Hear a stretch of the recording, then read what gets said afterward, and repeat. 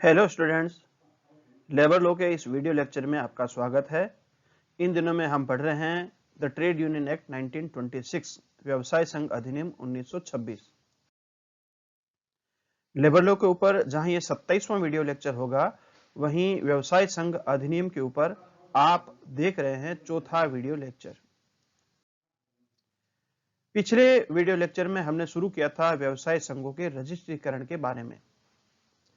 उसी को आगे बढ़ाते हुए धारा 7 में हम देखेंगे अतिरिक्त विशिष्टियां मांगने और नाम में परिवर्तन करने की अपेक्षा करने की शक्ति।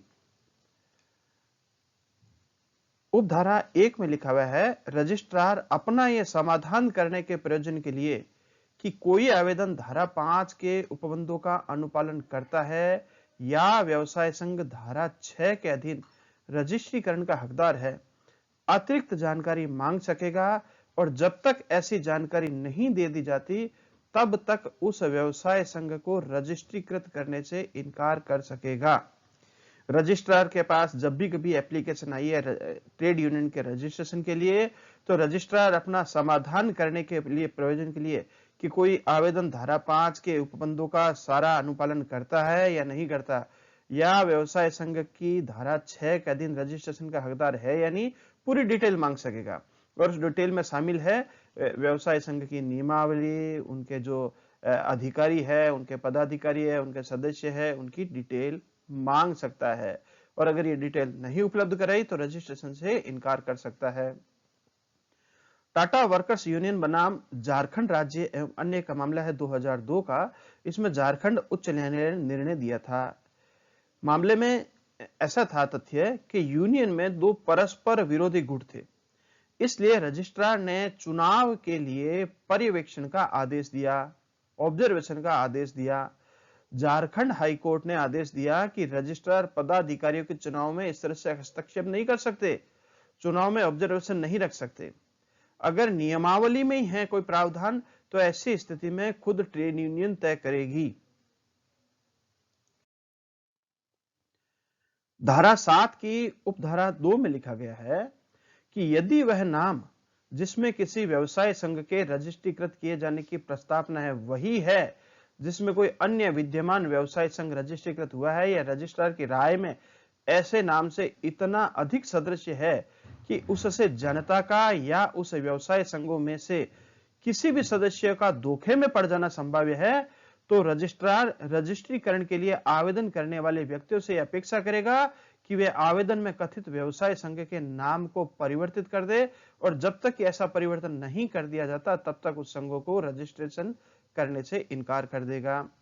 जब भी रजिस्ट्रार के पास रजिस्ट्रेशन के लिए कोई भी ट्रेड यूनियन की तरफ से एप्लीकेशन आई है, तो वो ये देखेगा कि उस ट्रेड यूनियन का जो नाम है वो पहले तो किसी ट्रेड यूनियन का नहीं है, या उस किसी दूसरी ट्रेड यूनियन से इतना अधिक मिलता जुलता तो नहीं है कि उसके कई सदस्यों को धोखा हो सकता है। और ऐसी स्थिति के अंदर रजिस्ट्रार कहेगा कि इस नाम को बदले, और जब तक नाम में बदलाव नहीं होता तब तक रजिस्ट्रार ट्रेड यूनियन के नाम का रजिस्ट्रीकरण करने से इनकार कर सकता है। उपधारा 8 रजिस्ट्रीकरण। अपना यह समाधान हो जाने पर कि व्यवसाय संघ के रजिस्ट्रीकरण के बारे में इस अधिनियम की सभी अपेक्षाओं का अनुपालन कर दिया है, रजिस्ट्रार उस व्यवसाय संघ को उस रजिस्टर में जिसे ऐसे प्रारूप में रखा जाएगा जो विहित किया जाए, व्यवसाय संघ से संबंध ऐसी विशिष्टियां प्रविष्ट करके रजिस्ट्रीकृत करेगा जो रजिस्ट्रीकरण के आवेदन के साथ दिए गए कथन में अंतर्विष्ट हो। जब भी कभी रजिस्ट्रार के पास में ट्रेड यूनियन के रजिस्ट्रीकरण के लिए एप्लीकेशन लगाई जाएगी, तो रजिस्ट्रार अपना समाधान करेगा कि जो शर्तें हैं इस अधिनियम की, या जो जो इस अधिनियम के नियम हैं उन सब का पालन कर लिया गया है, तब रजिस्ट्रार उस ट्रेड यूनियन को एक रजिस्टर में लिखेगा, जो कि समुचित सरकार के द्वारा विहित किया गया प्रारूप हो सकता है या रजिस्ट्रार के द्वारा भी विहित किया गया प्रारूप हो सकता है। एक फॉर्मेट के अंदर उस रजिस्टर के अंदर ट्रेड यूनियन का नाम दर्ज कर लिया जाएगा, और ट्रेड यूनियन से संबंध जो भी विशिष्टियां हैं उनसे जुड़ी हुई जो जानकारी है उस रजिस्टर में प्रविष्टि कर ली जाएगी, और उसके बाद रजिस्ट्रीकरण कर लिया जाएगा जो रजिस्ट्रीकरण के आवेदन के साथ दिए गए कथन में अंतर्विष्ट हो। ऐसी डिटेल जो कि रजिस्ट्रेशन के साथ में दी गई है, उन्हीं डिटेल के आधार पर ही वो प्रारूप तैयार किया जाएगा। इंडियन स्टीम नेविगेशन श्रमिक संघ का केस है। कलकत्ता उच्च न्यायालय ने 1936 में इस पर निर्णय दिया था कि यदि सभी शर्तों की पूर्ति हो जाती है तो पंजीयक व्यवसाय संघ का रजिस्ट्रीकरण करने के लिए बाध्य है, वह उससे इनकार नहीं कर सकता। शर्तों की पूर्ति होने पर रजिस्ट्रार को तो रजिस्ट्रेशन करना ही होगा, वो इनकार कर ही नहीं सकता। धारा 9 रजिस्ट्रीकरण का प्रमाण पत्र। रजिस्ट्रार धारा 8 के अधीन किसी ट्रेड यूनियन को रजिस्ट्रीकृत कर लेने पर रजिस्ट्रीकरण का प्रमाण पत्र विहित रूप में देगा, जो इस बात का निश्चय साक्ष्य होगा कि व्यवसाय संघ इस अधिनियम के अधीन सम्यक रूप से रजिस्ट्रीकृत हो गया है। ट्रेड यूनियन का रजिस्ट्रीकरण होते ही रजिस्ट्रार उसके लिए एक सर्टिफिकेट जारी कर देगा, रजिस्ट्रीकरण का प्रमाण पत्र दे देगा, और वो सर्टिफिकेट आने का मतलब है कि सारी औपचारिकता पूरी हो चुकी है और ट्रेड यूनियन का रजिस्ट्रेशन सही तरीके से, उचित तरीके से हो चुका है। धारा 9 के किसी व्यवसाय संघ की सदस्यता के बारे में न्यूनतम अपेक्षा, कम से कम क्या उम्मीद की जाएगी एक व्यवसाय संघ के सदस्य होने के लिए।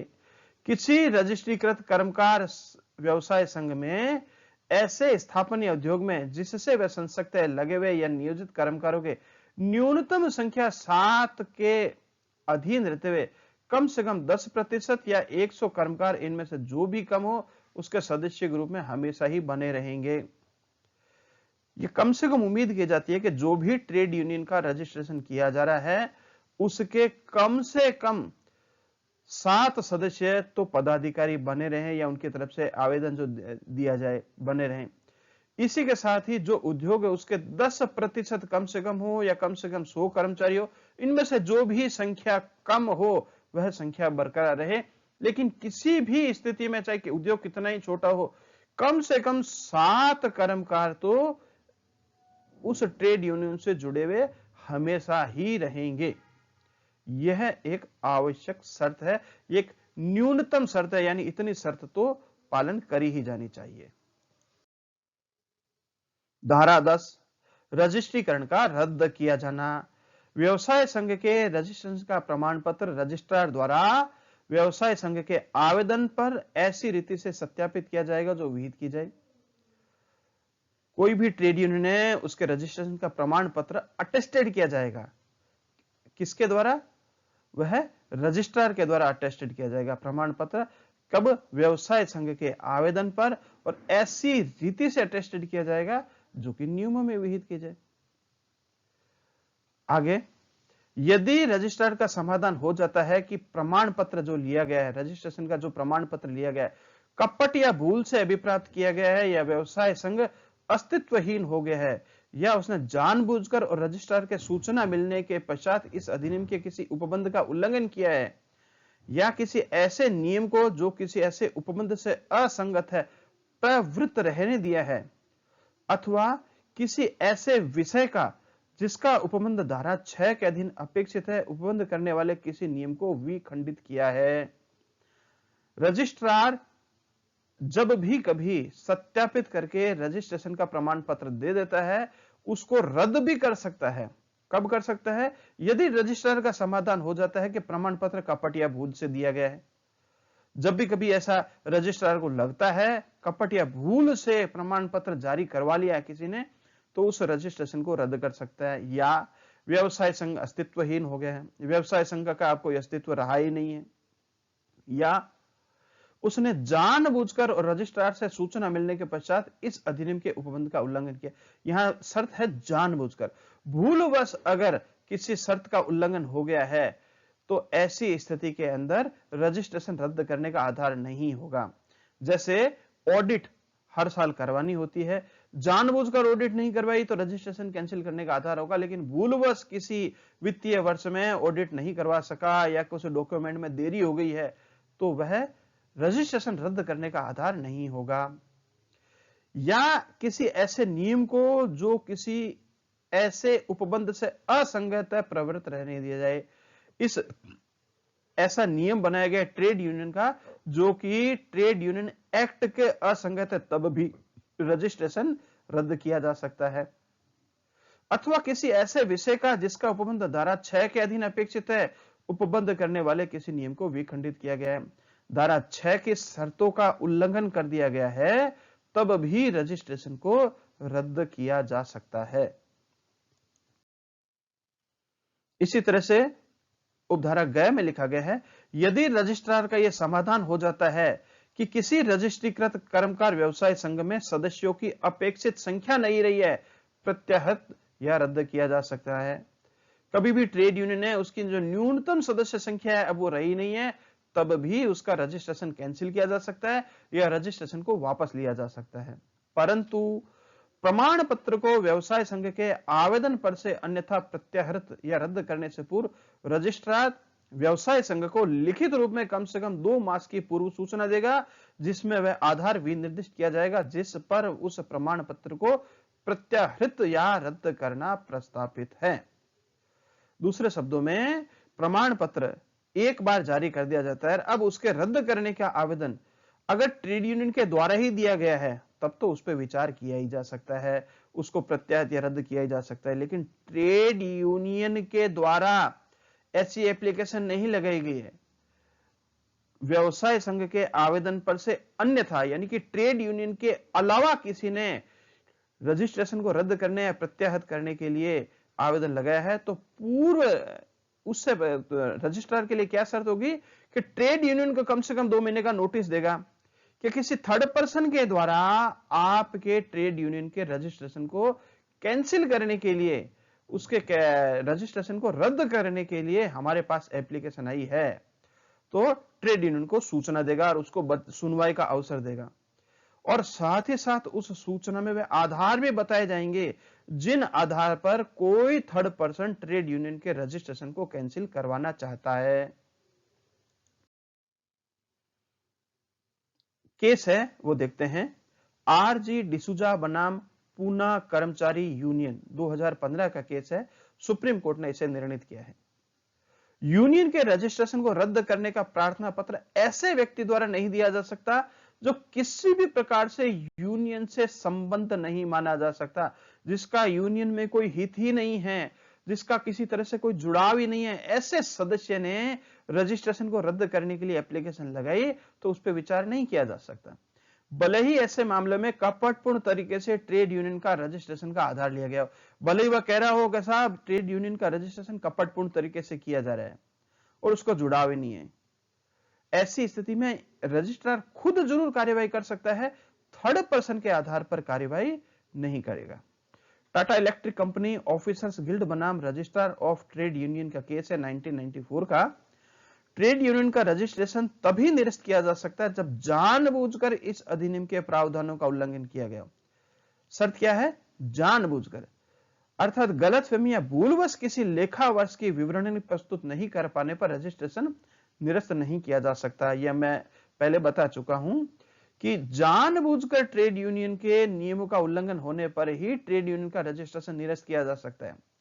गलतफहमी या भूलवश किसी फाइनेंशियल ईयर में ऑडिट नहीं हो सकी या कोई डॉक्यूमेंट पेश करने में कोई चूक हुई है, तो ऐसी स्थिति के अंदर रजिस्ट्रेशन रद्द करने का आधार अनुचित होगा। धारा 11 अपील। किसी उपधारा 1 में लिखा है, किसी व्यवसाय संघ को रजिस्ट्रीकृत करने से रजिस्ट्रार के इनकार करने से या रजिस्ट्रीकृत प्रमाण पत्र के प्रत्याहृत या रद्द किए जाने से व्यथित व्यक्ति ऐसी कालावधि के भीतर जैसी विहित की जाए क्या कर सकेगा। लेकिन पहले इसी को समझते हैं। ट्रेड यूनियन को रजिस्ट्रेशन से इनकार कर दिया और कोई व्यक्ति उससे दुखी है, पीड़ित है, तो ऐसी स्थिति में उसे अपील का अधिकार है। या रजिस्ट्रेशन प्रमाण पत्र दिया नहीं है या जो प्रमाण पत्र दिया है उसे वापस ले लिया है या उसे कैंसिल कर दिया है, उससे कोई व्यक्ति व्यथित यानी पीड़ित है या दुखी है, तो वो एक निश्चित कालावधि के भीतर अपील कर सकेगा। अब देखते हैं आगे। जहां की व्यवसाय संघ का प्रधान कार्यालय किसी प्रेसिडेंसी नगर की सीमाओं के अंदर स्थित है, वहां उच्च न्यायालय में अर्जी लगाई जा सकती है यानी अपील करी जा सकती है। प्रेसिडेंसी किसे कहेंगे वो भी देख लेते हैं।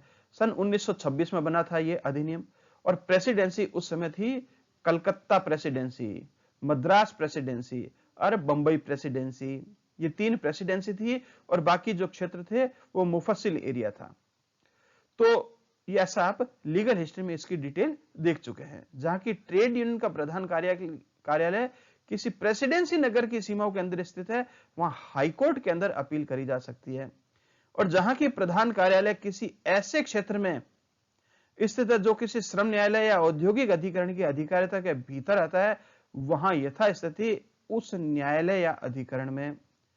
और बाकी अन्य क्षेत्रों में जहां ट्रेड यूनियन का हेड ऑफिस बना हुआ है, और हेड ऑफिस ऐसे एरिया में है जहां पर लेबर कोर्ट काम कर रही है या इंडस्ट्रियल ट्रिब्यूनल काम कर रहा है, तो ऐसी स्थिति में इंडस्ट्रियल ट्रिब्यूनल या लेबर कोर्ट के अंदर मामले को ले जाया जाएगा अपील के लिए। जहां की वह प्रधान कार्यालय किसी अन्य क्षेत्र में स्थित है, वहां ऐसे न्यायालय में जो आरंभिक अधिकारिता वाले प्रधान सिविल न्यायालय के ऊपर, सिविल न्यायालय के अपर न्यायाधीश या सहायक न्यायाधीश के न्यायाधीश से अवर हो, जिसे समुचित सरकार उस क्षेत्र के लिए इस निमित्त नियुक्त करे, अपील कर सकेगा। प्रधान कार्यालय में अर्जी लगानी है तो प्रधान कार्यालय जहां स्थित है वहां कर लो, और प्रधान कार्यालय जहां है वहां अगर कोई लेबर कोर्ट बनी हुई है या वहां ट्रिब्यूनल बना हुआ है तो वहां अर्जी लगाई जा सकती है। लेकिन प्रधान कार्यालय नहीं है, किसी दूसरा कार्यालय बना हुआ है, वहां पर अगर हमें अर्जी लगानी है, अपील करनी है, तो कहां की जाएगी? प्रारंभिक अधिकारिता रखने वाले प्रधान सिविल न्यायालय के अपर न्यायाधीश या सहायक न्यायाधीश से नीचे का न्यायाधीश नहीं होगा, यानी कम से कम वह अपर न्यायाधीश, एडिशनल जज या असिस्टेंट न्यायाधीश जरूर होगा। प्रधान सिविल न्यायालय होता है जिला न्यायालय, डिस्ट्रिक्ट जज, तो कम से कम वो एडीजे कोर्ट होगा या होगा असिस्टेंट डिस्ट्रिक्ट कोर्ट। वहां पर ही इस के लिए अपील करी जा सकती है। अब देखते हैं उपधारा 2। अपील न्यायालय अपील को खारिज कर सकेगा, यह रजिस्ट्रार को यह निर्देश देने वाला आदेश पारित कर सकेगा कि वह संघ को रजिस्ट्रीकृत करे और धारा 9 के उपबंधों के अधीन रजिस्ट्रीकरण प्रमाण पत्र दे, या यथास्थिति प्रमाण पत्र के प्रत्याहरण या रद्दकरण के आदेश को अपास्त करने वाला आदेश पारित कर सकेगा, और रजिस्ट्रार ऐसे आदेश का अनुपालन करेगा। जब भी कभी अपील न्यायालय को अपील की गई तो अपील अगर उसे लगता है कि उचित आधारों पर दी गई तब तो वह सुनवाई करेगा, और अगर अपील न्यायालय को लगता है कि अपील के कोई उचित आधार ही नहीं है तो ऐसी स्थिति में अपील को खारिज कर सकेगा। और अगर अपील को खारिज नहीं करता है तो वह सुनवाई करेगा, और सुनवाई के बाद में रजिस्ट्रार को यह निर्देश देने वाला आदेश दे सकेगा कि वह संघ यानी कि ट्रेड यूनियन को रजिस्ट्रीकृत करे और धारा 9 के उपबंधों के अधीन रजिस्ट्रेशन का प्रमाण पत्र भी दे, जैसी भी स्थिति है। और अगर मामला ऐसा है कि रजिस्ट्रेशन का प्रमाण पत्र पहले जारी हो चुका है लेकिन उसका प्रत्याहरण हो गया है, यानी उसे वापस ले लिया या उसको रद्द कर दिया है, इस तरह का आदेश है, तो उस आदेश को निरस्त करने वाला आदेश भी रजिस्ट्रार को दिया जा सकता है कि जो रद्द किया गया है रजिस्ट्रेशन वो गलत है। तो ऐसी स्थिति में रजिस्ट्रार अपील न्यायालय के आदेश का अनुपालन करेगा और जैसा अपील न्यायालय ने कहा है वैसा कार्य करेगा। अपील न्यायालय उपधारा 1 के अधीन अपील के प्रयोजन के लिए यावत शक्य उसी प्रक्रिया का अनुसरण करेगा जिसका और उसे वही शक्ति होगी जो सिविल प्रक्रिया संहिता 1908 के अधीन किसी वाद का विचारण करते समय वह अनुसरण करता है या उसे होती।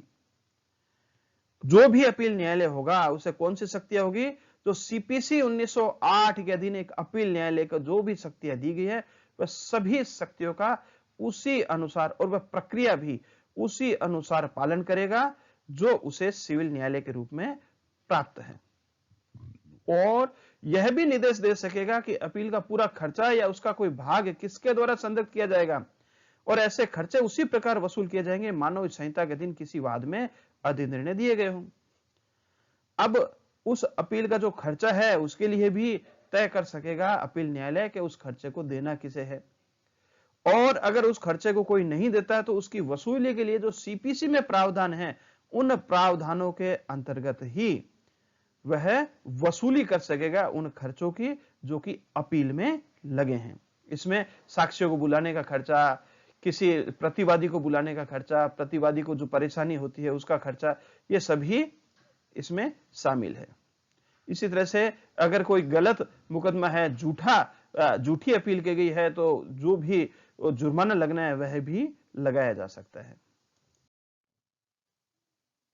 उपधारा 4, उपधारा 1 के खंड ख के अधीन नियुक्त किसी न्यायालय द्वारा अपील खारिज कर दिए जाने की दशा में व्यथित व्यक्ति को उच्च न्यायालय में अपील करने का अधिकार होगा और उच्च न्यायालय में अपील करने का उच्च न्यायालय ऐसी अपील के प्रयोजन के लिए उपधारा 2 और 3 के अधीन अपील न्यायालय की सभी शक्तियां होगी और उन उपधाराओं के उपबंध तदनुसार लागू होंगे।